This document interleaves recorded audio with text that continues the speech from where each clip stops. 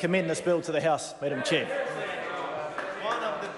I call Lawrence Yule. Madam Chair, I'm happy to speak as the second reading after that substantial contribution from the last member. And actually, it's important on our side, Madam Speaker. It's important on our side because Mycoplasma bovis is serious, it's terrible, and it's had devastating effects on farming families in New Zealand, on much-loved farming businesses, on much-loved animals, on mental and other welfare of hard-working Kiwis. And I don't like it in this House at 9:30 at night, Madam Speaker, when we actually have really short calls that make no contribution to anything to simply rush this legislation through. And I came back to the point I made in the first reading, that the DNA evidence shows that Mycoplasma bovis was probably introduced in New Zealand in December in 2015, around that time. That's what they've mapped it back to. So it's been in New Zealand a long time, and sure, we found some issues in the NATE tagging system when it was first picked up in clinical signs in the middle of last year. But here we are late at night trying to rush something through under urgency. And I actually want to congratulate, Madam Speaker, the contribution from the Honourable David Bennett, because what he sought to do is actually clarify the powers and provision of search and seizure in the national interest. And I think, Madam Speaker, that all Kiwis would expect that in the interest of national interest, at certain times there does need to be some specific provisions. And I'll be looking forward to that amendment being properly debated in the committee stages of this.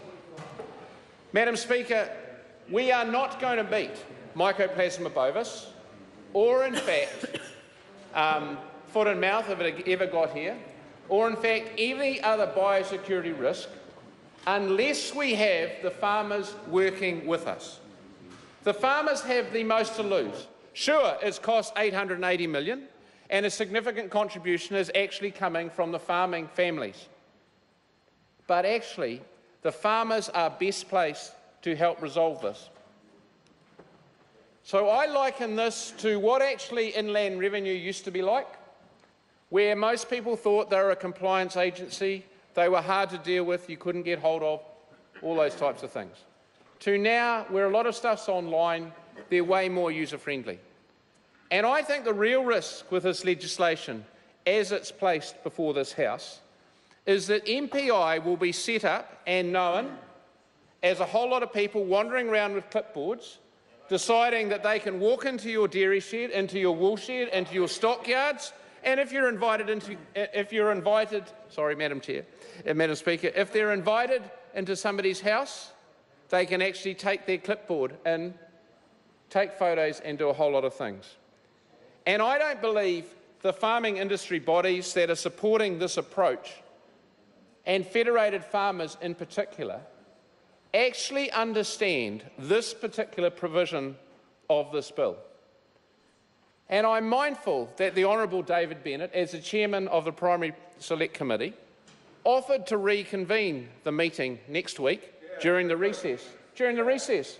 I'm not on that select committee, Madam Speaker, but I'd be happy to come back to Wellington and sub in as part of that select committee, because I believe the farmers I represent are not going to take it too lightly that somehow somebody can wander into their house, their wool shed, their stockyards or their dairy shed and seize and search a whole lot of material without their knowledge. Now, I have listened to the Honourable Eugenie Sage going through a whole lot of things that are in the NATE legislation. But actually, we haven't been satisfied on this side of the House, despite 2 meetings with ministers' officials, that this part of the legislation is as it said. The Honourable Eugenie Sage said she sought assurances. Well, the national members have sought assurances from the minister and his officials, and we're not satisfied with what's been given. So it is still not too late for the Minister, the Honourable Damien O'Connor, to actually take this to a Select Committee, for the Select Committee to convene next week and get to the bottom bottom of and find all the information required on the search and seizure provisions, Madam Speaker. I call Reno Turakatini.